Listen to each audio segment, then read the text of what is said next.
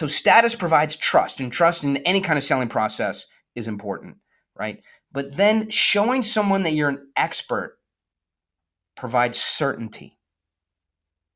So when you have trust and certainty, somebody wants to work with you, right? They believe you're the best possible option they're going to get. So that's why I think the book is important. It shows you how to get trust and how to get certainty in a very short amount of time. Excellent. This is the Sales Babble Podcast, episode 284, Making Buyers Think Your Idea is Their Idea. An interview with Arent Claff.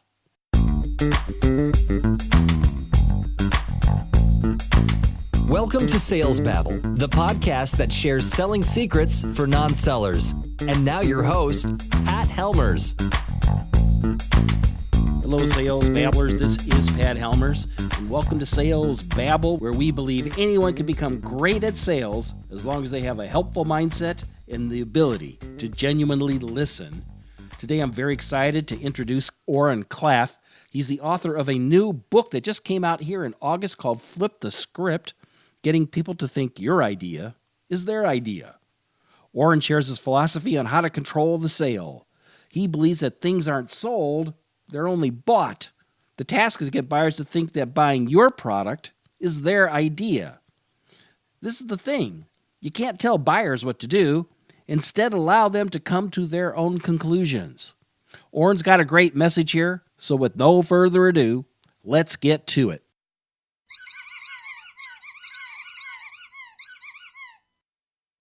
Welcome, Arent. Are you ready to babble? I am ready to babble, yes. Great to have you here on the podcast, Arent. I'm really intrigued by this idea in your book. Your book's called Flip the Script.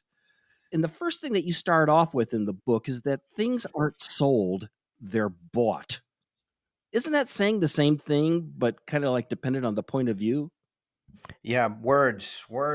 Unfortunately, if you're in sales, words matter. And those words particularly, matter today. I give you sort of an idea where this came from.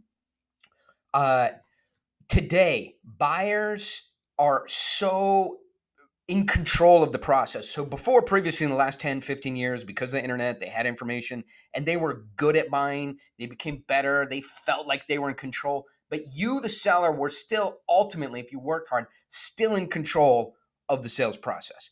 Today, buyers have so many options for anything it is that you sell. Even people, and I read some of your stuff and I like it, who are good at consultative selling end up at this point. I really like the solution that you proposed, Patrick. It really makes sense for what we're doing. I like it a lot. If you can put in a proposal, send it over. I'll get it up to our committee, our board of directors, and my partner, my wife, the Sasquatch and Loch Ness Monster, who are on my decision committee. We'll take a look at it, and we'll get back to you after I talk to a few mythical creatures about what our budgeting and timing is. I'll get back to you in a week or so if we have any additional questions. That's where every sale ends up today. And they take your proposal, or at least your pricing and your features and your benefit and your ROI, and they look for something cheaper or free, depending on what kind of service you have. That's the state of selling today. And I hate to be pessimistic about it, but the reality is that selling has become very difficult in contrast to getting leads. See, lead gen, there's 7,000 companies that provide lead gen services and software and technology and capability and lists and everything from CRM to campaign management to outreach to email, cold email, A/B testing, analytics. Leads are abundant. Conversion is the problem today, in my view. Yeah. And your book does a nice job of kind of explaining how people get in a situation where they're doing all this show up and throw up. Yeah. And, yeah, I think that's right. Right. And it's always like, well, won't you send me some more information? Won't you send me some more information? And the deals just kind of slowly spin sideways. And there's a sense inside of us, especially in consultative selling. If I show the buyer how good I am by doing some of the work, if I give the buyer models and designs and drawing, or I provide some initial sketches, or I do some of the work in advance, or provide a very detailed proposal, he'll see and realize how good I am, right, compared to the other people he's talking to, and he'll tilt my way. And so in the past, That was a decent notion, and it did work. Today, and I talked to hundreds of professional sellers, right? And I understand the gist of this podcast are for people who aren't sales dogs. I don't sell every day, and I like to think of myself as someone who needed a blueprint because I'm not a natural sales guy. But if you talk to the real sales dogs today, they say no matter how much I help the buyer, no matter how much I give, it is rewarded with shopping around and discounting. The only thing I can do to control the buyer today, or to get him to lean my way, is discounts. But the time I finally close a deal, I've discounted the hell out of it, and it's not a deal that I even like.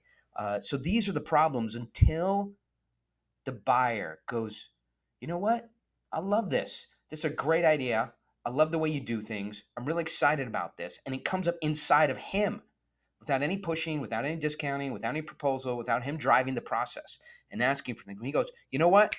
This is amazing. I'm all in on this. Let's do it. I'm really excited to work with you. And then you're not discounting and you're not making proposals. That's the idea of flipping the script, right? Not using the work harder, chase harder, talk to more people, pitch harder, follow up harder, use more technology scripts, because those either don't work or they're starting to not work as well.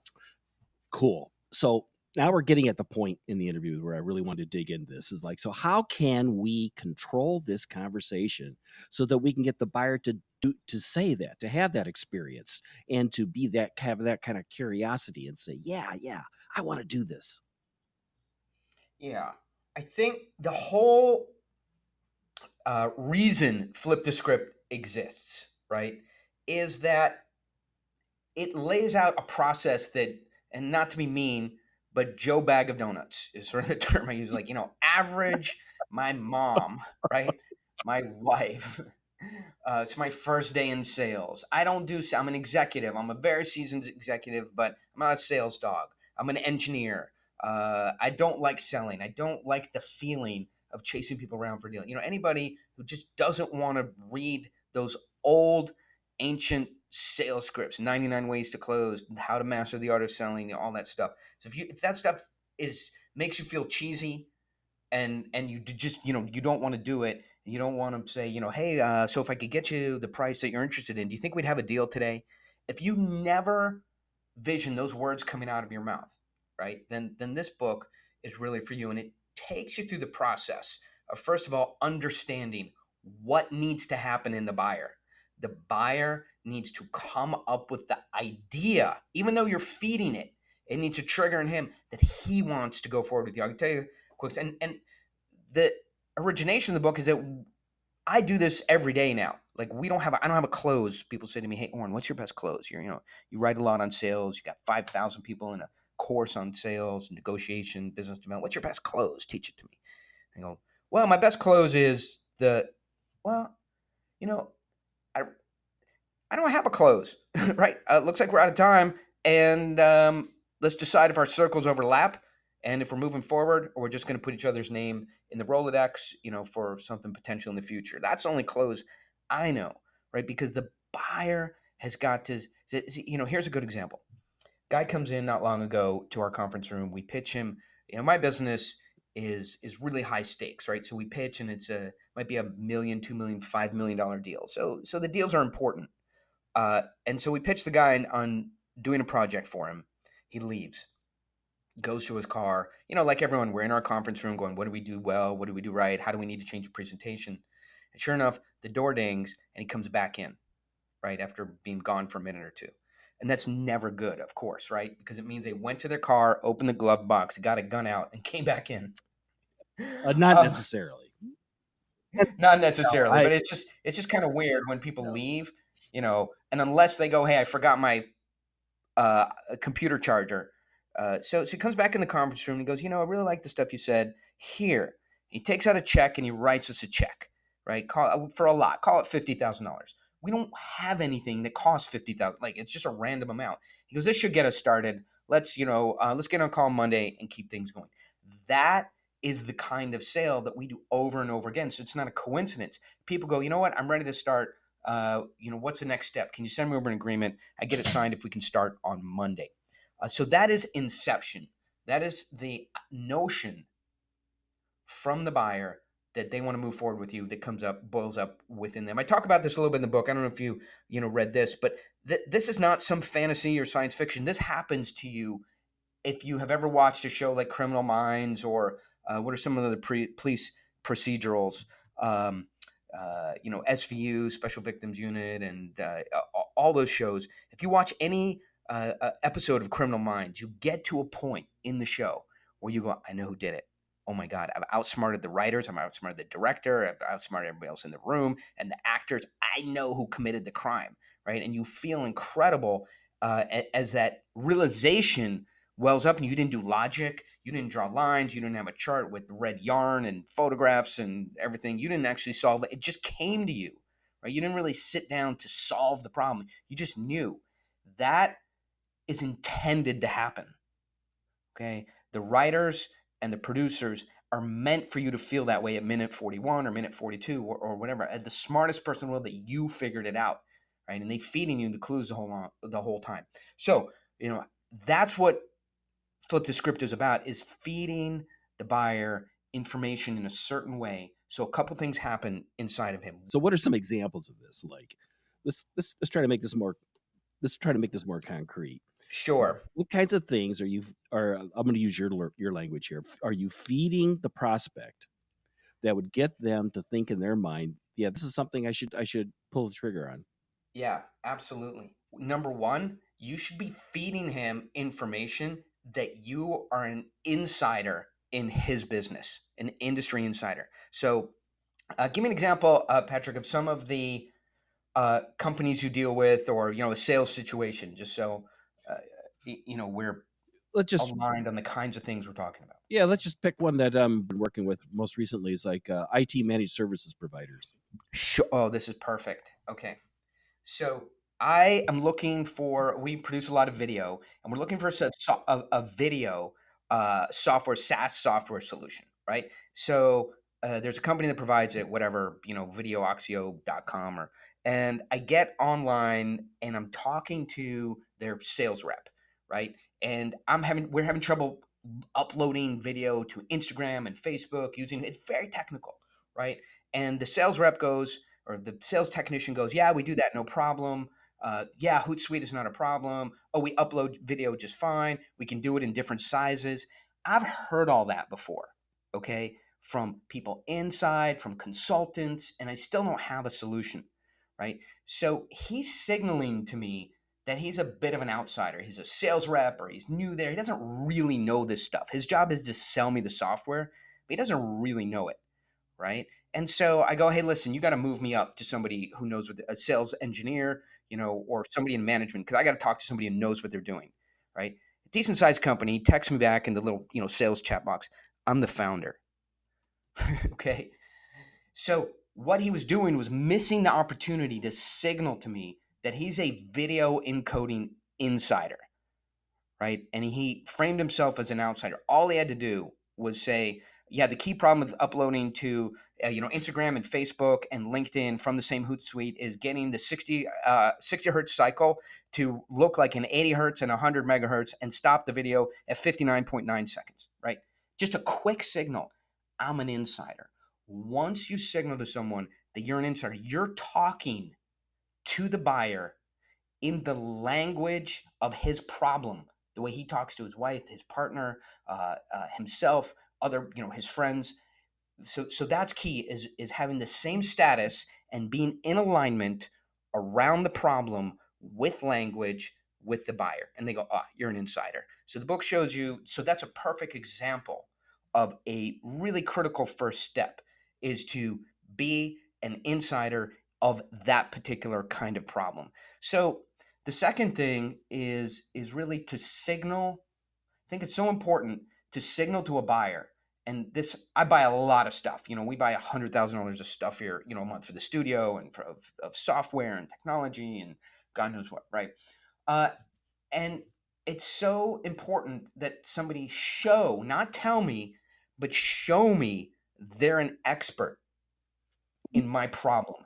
Not in the technology, not in the industry, not that they won awards, not that they got 100,000 likes, not that a white paper, and not a video, that the salesperson shows me he or she is an expert in my kind of problem to the degree that I feel that he's solved it 1,000 times before and it's basically a boring push-up to solve my problem. So those are two things in terms of putting information in the buyer's mind that start leading them towards inception. Got it.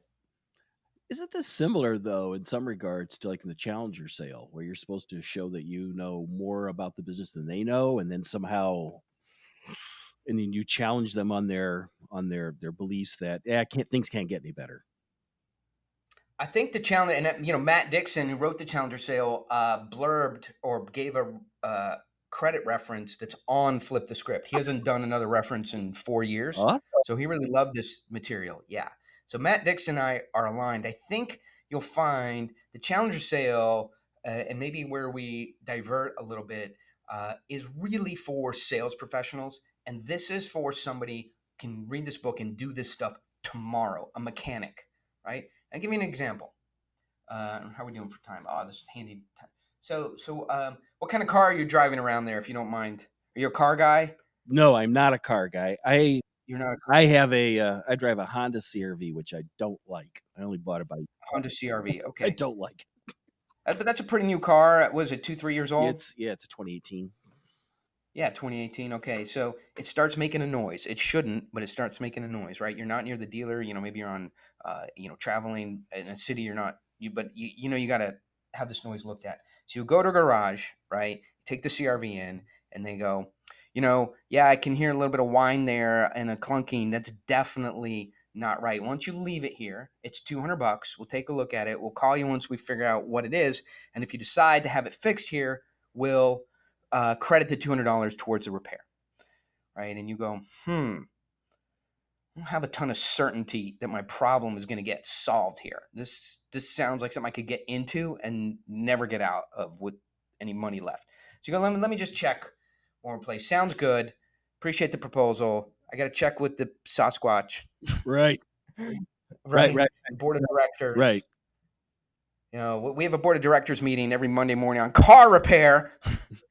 I got to present this to the board, see what they say. And if there's any more questions, we'll get back to you. You jump in your CRV, you go down the road, you're on Yelp. Finally get some reception. And you see the 5-star 1,500 review mechanic shop. You go in and you take the Honda in there. And this German mechanic comes out with his Eric on his name tag and his hands in his pocket. And you tell him the problem and he kind of kicks a tire and he tells you to start up the car. And you start up and goes, clunk, clunk, and sure enough, makes a noise. And he goes, Patrick, und Hans, listen.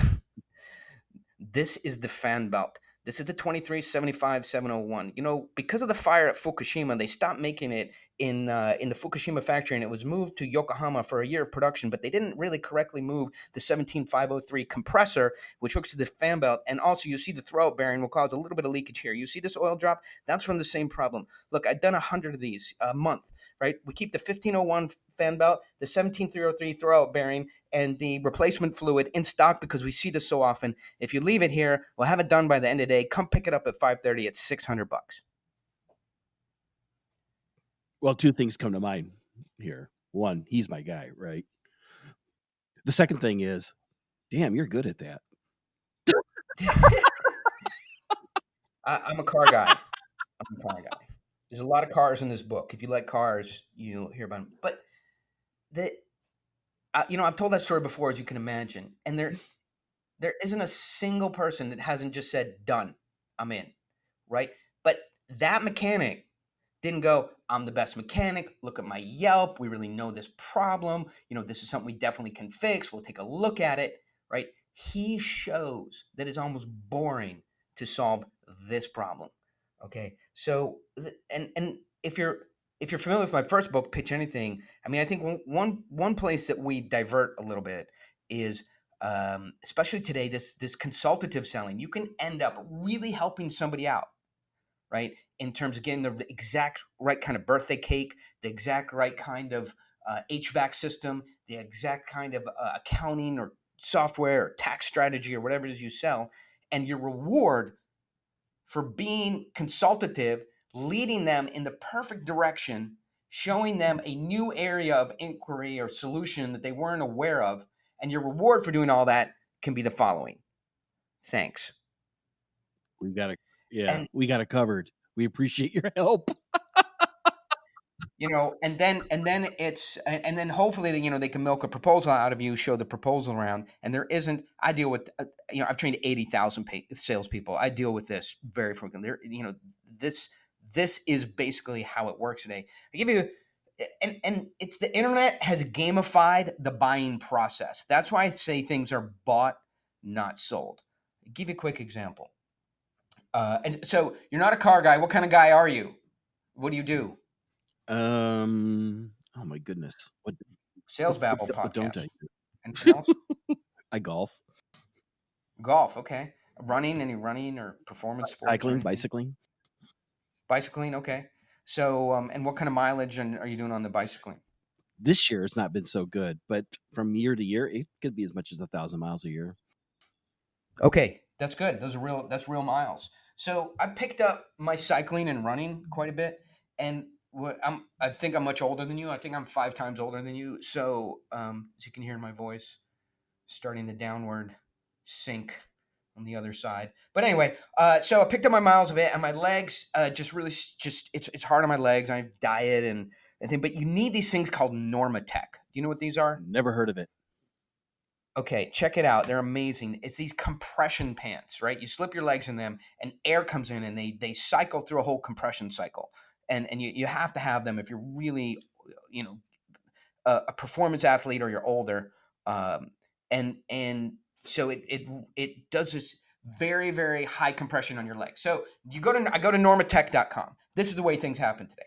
I have to get these Normatechs. All my triathlete friends say you have to have it. I'm sold. No one else makes them. They're the best. I go to Normatech, $2,500. I go, okay, great. I need it. I have $2,500. Let's get some commerce going. And I'm about to click buy, and I go, yeah, let me just hop over to Amazon. Sure enough, on Amazon, $2,250. All right. Well, Prime, and I'll go to my account, and I use my marriage. So I get ready to order from Amazon, and I go, let me just check eBay. So I go over to eBay. Yep, sure enough, $1,900. Normatech free shipping. Open box. So I go, okay, well, that's an improvement over $2,500. I get a little risk buying from eBay, but it's a good seller. I'm about to click buy, and I go, yeah, let me just check Craigslist locally. I check on Craigslist. Hey, I'm a triathlete. I bought 2 pairs. I don't need one for travel. Don't need my second pair. I'm not traveling. Come pick them up. $1,750. Used twice. Done. Right. So I've saved $800, which I don't need $800, but it's just the gamification, and the internet has taught us that. So people want to buy things. I want to be in control of the buying process, because this and 1,000 other experiences, online and in stores. In fact, the big boxes had to stop using these unified barcodes. You know the story, right? Because people would just walk in, check the barcode, and then go order it from Amazon. And so they had to change that whole system of barcodes, so you can no longer do that process. People want to buy, they don't want to be sold. The way to pull them into a sale without any kind of chasing, without any kind of pitching, without any kind of, hey, so what do you think? Is there something you'd be interested in? With any kind of sending over a proposal, I think is twofold. One is that they have to believe that you're an insider in their kind of problem. Chapter 2 in this book really shows you how to do that with a couple examples that are really applicable to anybody. This is not, the Challenger sale. This is the Joe Bag of Donuts sale. Whatever you sell, you can do this stuff. And then the next thing is really, as we talked about, showing people that you're an expert. So status does something very important. Status is proof, right? When you raise your status in the mind of the buyer by showing him that you're an industry insider,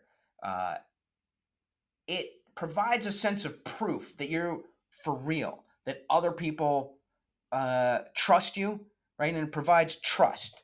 And so status provides trust, and trust in any kind of selling process is important, right? But then showing someone that you're an expert provides certainty.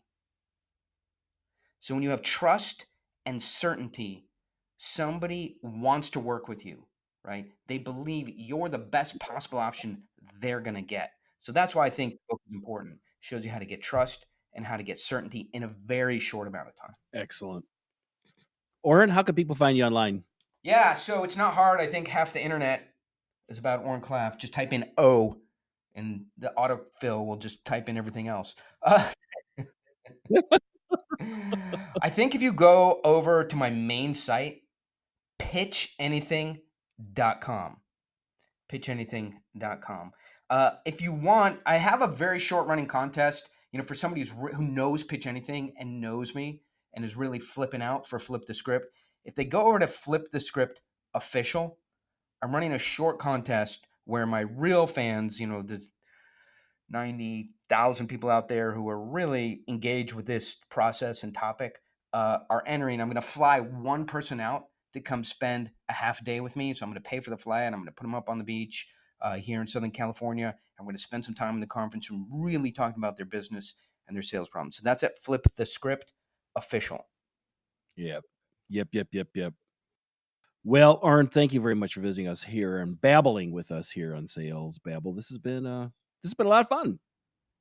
Thank you. Good questions. I appreciate it. Oren's got a great message and a philosophy here that's really master selling. The way I see this is what you're trying to do is give the seller enough space that they're able to process all of the information that you're sharing with them, that they're identifying with the problems that you guys can solve. And if they can identify with the problems and they also trust and have credibility that your solutions can actually fix those things, then yeah, it's going to make sense. It's going to strike them like, I think, it might be a good idea that I hire these people. Again, this is master persuasion, which is what I really love about Oren's message. To get a copy of his book, Flip the Script, you can find links to it in the show notes at www.salesbabble.com/284. Before I end the podcast, I wonder if you could do me a favor. If you could give us a 5-star review on whatever app that you're on right now, I would really appreciate it. It's word of mouth. This is how people learn about podcasts. Either I'm on a podcast or I mention a podcast on here, or a friend of mine may mention that you should listen to this podcast, Pat. I was at Podcast Movement a couple weeks ago. I was told of about a bunch of podcasts, and I'm slowly walking through that list right now. If you could do the same with Sales Babble, if you could pass this along, hey, I would really appreciate it. Thanks again for setting aside a bit of today listening. If you have any questions or comments about this episode or any episode, don't hesitate to reach out by clicking on the Babble Me button on the website. I would love to hear what you think. That's all I got for today, folks. So until next Tuesday, take care and have a highly successful and a profitable selling day. Thank you for listening to the Sales Babble podcast. Find us at www.salesbabble.com.